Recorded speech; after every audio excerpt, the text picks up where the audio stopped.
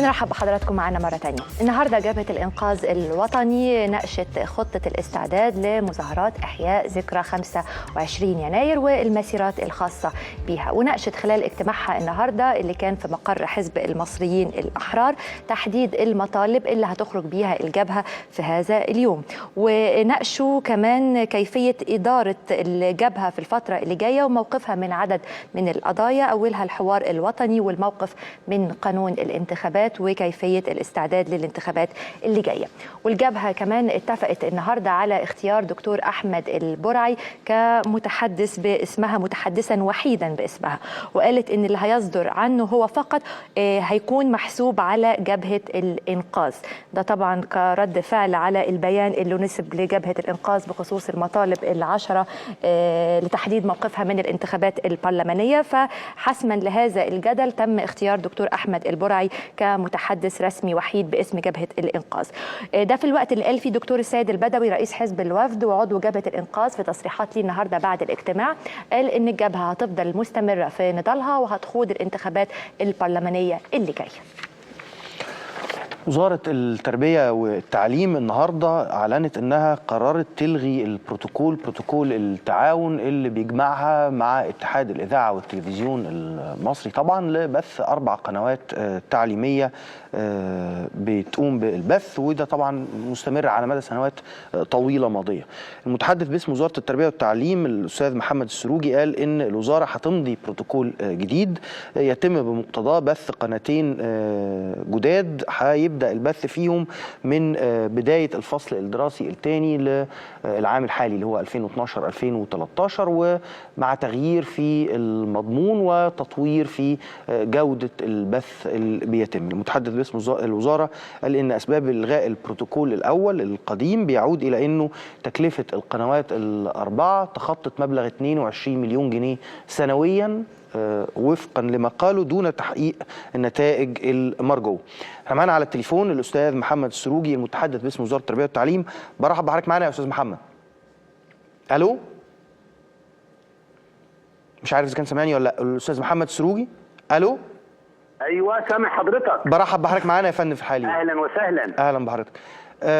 عايز اسال حضرتك اولا على انه وفقا اللي عندنا ده القرار في الغاء او ايقاف ل4 قنوات تعليميه واستبدالهم بقناتين، هل ده صحيح؟ نعم حضرتك، هو احنا زي ما حضرتك قلت بالظبط، هو بيان اصدرناه منذ يعني نصف ساعة أو 3/4 ساعة نؤكد فيه على أهمية القنوات التعليمية، ولكن القنوات التعليمية التي تحقق الخدمة المطلوبة مقابل التكلفة التي تنفق. ال4 قنوات كانت بتتكلف 22 مليون جنيه من ميزانية الوزارة، والعائد بكل صدق وشفافية على الرأي العام المصري بعد دراسات وأبحاث واستطلاعات رأي السنة يقول إلى الصفر. القنوات التعليمية هي أقل القنوات على الإطلاق مشاهدة، وبالتالي إحنا بننفق الملايين ولا يوجد عائد. من هذا المنطلق وإحنا مسؤولين قدام الشعب بنستبدل، اقول لا بنلغي ولا بنوقف، بنستبدل 4 قنوات مع التلفزيون المصري بقناتين فقط ايضا مع التلفزيون المصري، ولكن بمواصفات جوده مختلفه حتى نحقق الخدمه التعليميه المطلوبه، وفي نفس الوقت تنخفض التكلفه الى حوالي 50%. يعني حضراتكم هتتدخلوا في المضمون ولا التلفزيون بينفذ بس مقابل فاتوره بتدفع؟ يا فندم احنا المضمون، احنا التربيه والتعليم. ايوه لا ما انا فاهم يا فندم، يعني المضمون من خلال المستشارين، اما الاعلام او القنوات ما هي الا وسائل تواصل مع الطلاب. كويس. يعني حضراتكم دلوقتي هيتغير العاملين، هتتغير المدرسين اللي بيظهروا بيقولوا الدروس او بيطلعوا على هذه الشاشات، ولا ايه اللي هيحصل بالظبط؟ العاملين اللي هي ان صح التعبير الخدمات اللوجستيه دي بيحددها التلفزيون لنفسه ولا نتدخل فيها، اما احنا حضرتك فبنقدم للتلفزيون وللبرامج اكفأ المستشارين على مستوى الوزاره. لا احنا بنتكلم في حاجه ثانيه يا استاذ محمد. اتفضل يا فندم. اهلا وسهلا بحضرتك. يعني بالنسبه للمدرسين اللي كانوا شغالين في ال4 قنوات، دلوقتي هيبقى عندنا قناتين، هل هيتم مش عارفه هيتم الاستعانه بيهم كلهم في القناتين الجداد، ولا هيكون في اختيار لعناصر وعناصر لا؟ لان بقى في رد فعل دلوقتي من العاملين في القنوات ال4 هيكون مصيرهم يعني التسريح. لا هوضح نقطه. اتفضل. العاملين دول يا فندم تابعين للتلفزيون المصري، ما فيش صله بيننا وبينهم اصلا، دول كده او كده بيعملوا في التلفزيون المصري. انما المعلمين الذي يقدموا الخدمه التعليميه، المعلمين اللي بيشرحوا والمعلمين اللي بيتواصلوا مع الطلاب، دول احنا اللي بنحددهم، ودول مش ثابتين مطلقا. دول بيتغيروا حسب الماده وفق مواصفات ومعايير من مصلحتنا ومن مصلحه اولادنا الطلاب ان احنا نعيد النظر فيها كل فتره. وعموما هم دول سواء المستشارين او المعلمين هم ابناء التربيه والتعليم. طيب يعني انا عايزه ارجع ويهمني، طب تمام، عايزه ارجع ويهمني المضمون اللي هيتم تغييره علشان القنوات دي يكون ليها جدوى يا استاذ محمد. اولا القناتين الجداد هيتم بثهم بدايه من امتى، والتغيير اللي هتعملوه يعني لاي مدى فعلا هيكون منظور وهيكون ملموس ان في تغيير حقيقي؟ احنا حضرتك هنبدا ان شاء الله من اليوم الاول للفصل الدراسي الثاني، يعني تقريبا 7 فبراير. الامر الثاني ان احنا هنقدم الماده التعليميه بصوره مختلفه، لن تعتمد على مجرد الالقاء، سيكون فيها يعني الحركه، الجزء العملي، مستشارين بيتمتعوا بخبره كبيره في توصيل المعلومه، نوع من التواصل التفاعلي بصور الكترونيه بين الطلاب المشاهدين وبين الساده المستشارين او المعلمين اللي بيقدموا الماده التعليميه. عظيم. طب في سؤال اخير يا فندم. اتفضل يا فندم. المستشارين والمدرسين اللي حضرتك بتتكلم عنهم دول بيتلقوا مكافآت او رواتب من الوزاره ولا من ضمن العقود اللي ممضيه مع التلفزيون؟ لا من ضمن البروتوكول يا فندم، من ضمن العقد اللي احنا بنوقعه مع وزاره الاعلام مع التلفزيون المصري. طيب المنتظر، انتوا بتحاولوا توفروا القنوات الاربعه التكلفه 22 مليون جنيه، القناتين هتوفروا قد ايه؟ هيبقى تكلفه قد ايه يا فندم؟ الدراسه اللي احنا عملناها بتتراوح من 9.5 ل 10 مليون. توفير كبير. طيب بنشكرك شكرا جزيلا استاذ محمد السروجي المتحدث باسم وزاره التربيه والتعليم. معانا وجهه نظر ثانيه عايزه تعبر عن نفسها بخصوص هذا القرار. استاذ حاتم عبد الخالق هو احد المخرجين. ايوه استاذ حاتم، اهلا وسهلا بحضرتك يا فندم. اهلا بيكم واهلا باصدقائنا المشاهدين. اهلا وسهلا. واخواتنا الاقباط طيبين،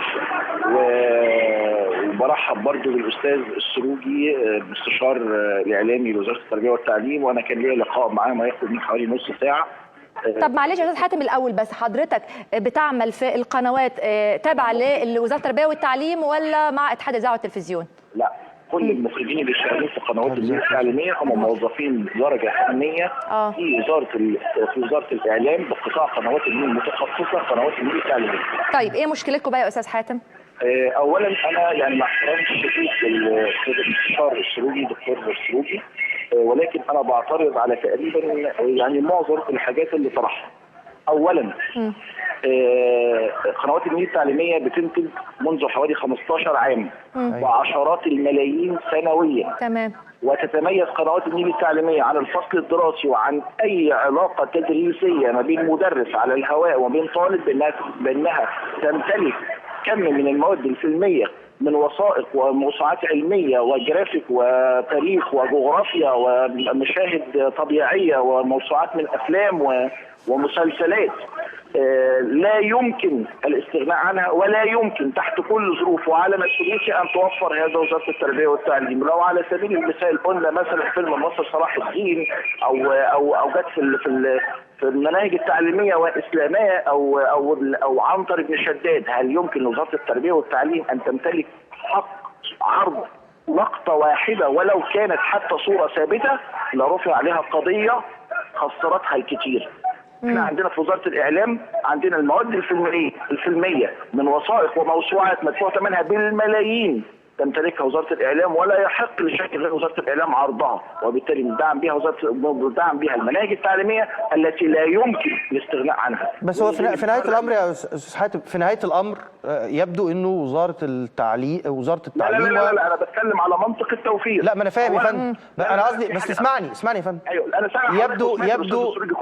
يبدو انه هناك اتفاق ما بين وزير التربيه والتعليم ووزير الاعلام، لانه البروتوكول ده انا كنت موجود مع 2 من الساده المستشارين بتوع وزاره التربيه والتعليم منذ حوالي شهرين، وتحدثت مع المهندس محسن عبيد، وكان في اتفاق ودخل كلم السيد الوزير او في بوادر او في بدايه وجود الاستاذ السروجي كمستشار حديث وزاره التربيه والتعليم، واسعدني بخبر ان قنوات النيل التعليميه على جوده عاليه، واحنا عايزين نطور فيها زياده وهنزودها من 4 قنوات تعليميه ل9 قنوات تعليميه.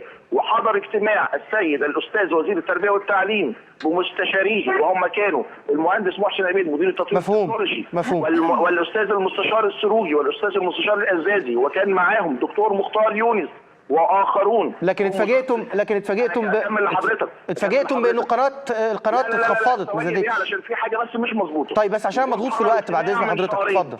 مع السيد وزير الاعلام ومستشاريه ونوابه، واتفقوا ان هم هيعملوا لجنه من هنا ولجنه من هنا.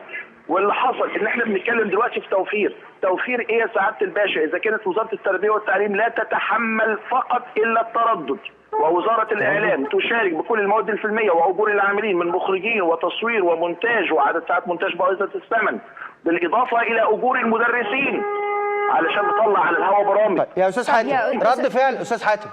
ايوه يا فندم. رد فعل وزير الاعلام كان ايه يا فندم؟ لا انا لسه ما نعرفش، احنا كنا معتصمين قدام مكتب السيد وزير الاعلام ومعترضين، ووصلنا له رساله اكثر من مره، والسيد رئيس القناه كان متواجد معاه مع السيد نائب رئيس القطاع، وبيتكلموا في بعض الحلول المشتركه. ولكن احنا بنتكلم في ايه يا ريس؟ يا سعاده الباشا احنا عندنا 4 قنوات النيل التعليميه، لو وزاره التربيه والتعليم عايزه توفر تقفل تردد 2 وتسيب 2، نضغط المواد بتاعتنا عليهم، والحاجات اللي احنا بنعملها بقالنا 15 سنه ما ينفعش يلغوا كل الحاجات اللي احنا. ما هو مع الاسف الشديد يعني يا استاذ حاتم، هو بالقرار ده انا عارفه طبعا يعني شعور حضرتك وكل العاملين في القنوات، انا عارفه وجهه نظري الخاصه. ايوه موضوع اهدار المال وموضوع التوفير، لكن انا يهمني العاملين برضو. فقول لي هو مع القرار ده حضراتكم مالكوش مكان تاني؟ مفيش قناه تانيه؟ مفيش شغل تاني؟ ولا انت حضرتك بتتكلمي في حاجه احنا مش معترضين عليها. انا وجهه نظري ان انا كمخرج انا حابب ان انا اقوم بحلقه فيها تعليم او فيها فكر للطالب او فيها تدريس للطالب اخد ثواب من 20 مليون مشاهد. انا مش عايز اشتغل في منوعات واغاني ودراما. انا راجل بكالوريوس المعهد العالي للسينما، وكل العاملين بقنوات النيل التعليميه ما بين خريجين المعهد العالي للسينما اكاديميه الفنون وما بين كليه الاعلام. احنا متخصصين وفاهمين شغلنا عن ظهر قلب بقالنا 15. طيب الاعتصام جاب نتيجه يا استاذ حاتم؟ احنا مش هنموت من جوه. في اي نتائج للاعتصام يا استاذ حاتم؟ ارجوك عايزين نعرف معلومات بس. نتائج الاعتصام ان كل ساعتين بيجي لنا خبر بيقولوا خلاص القناه هتتفتح، بس اصل حصل ان في مش لاقيين فلان عشان يفتح القناه. واخر خبر كان ايه يا استاذ حاتم؟ اخر خبر ان القناه يا جماعه هتتفتح، بس الاستاذ صلاح حمزه او ما اعرفش مين من الرئيسات مش لاقيينه على التليفون. طبعا ده مش امر ملوش علاقه بالواقع. القرار الثلاث مع الاسف الشديد يبدو برضو انه في قدر ما من عدم الفهم لكل التفاصيل زي ما الاستاذ حاتم كان بيتكلم، لانه كان في اكتر من نتيجه واكتر من اتصال. كان في اتفاقات انهم يزيدوا ل6 قنوات، ولكن زي ما قال المتحدث باسم وزاره التربيه والتعليم ان هم البروتوكول اللي اتمضى فعلا هو انه ولا 6 ولا 4 بقوا من قناتين فقط. بنشكرك شكرا جزيلا استاذ حاتم عبد الخالق المخرج بقنوات النيل التعليميه بقطاع النيل للقنوات المتخصصه. شكرا جزيلا يا فندم. النهارده محكمة جنايات الجيزة برئاسة المستشار محمدي قنصوة قررت مد أجل النطق بالحكم على أحمد عز وإبراهيم محمدين وزير الصناعة الأسبق و5 من مسؤولين شركة الدخيلة للحديد والصلب في قضية طبعا أسهم الدخيلة. التهمة الموجهة ليهم التربح والإضرار العمدي بالمال العام بما قيمته 5 مليار جنيه. تقرر النهارده تأجيل المحاكمة لجلسة 6 مارس. تحقيقات النيابة في القضية كانت قالت أن إبراهيم محمدين وزير الصناعة الأسبق خلال الفترة من 99 لغاية 2001 قام بتربيح أحمد عز بدون وجه حق بتمكينه من الاستحواذ على أسهم شركة الدخيلة على خلاف القواعد المقررة. ده غير كمان إعفائه من سداد مستحقات الأسهم وغرامات تأخير، وده اللي مكنه وفقا لتحقيقات النيابة من تحقيق منافع مالية قدرها 687 مليون و435 ألف جنيه بغير وجه حق. قررت المحكمة مد أجل النطق بالحكم لجلسة 6/3/2013 مع استمرار حبس المتهمين الثاني والثالث. رفعت الجلسة. اسم آخر النهاردة وهو اسم صفوت الشريف رئيس مجلس الشورى السابق اللي تم تجديد حبسه على ذمة قضايا جديدة فيما يتعلق باتهام بتسهيل الاستيلاء على المال العام والتربح والإضرار العمدي بأموال جهة عمله خلال ممارسة عمله ودوره كوزير سابق أو كوزير الإعلام الأسبق. ده اتخذ النهاردة هذا القرار من خلال المستشار مصطفى حسيني المحامي العام الأول لنيابة الأموال العامة العليا، وفي نفس الوقت اللي كان بيطالب فيه الأستاذ جميل سعيد وهو محامي صفوت الشريف بإخلاء سبيله بأي ضمان طراء النيابة بسبب ظروف حالته الصحية.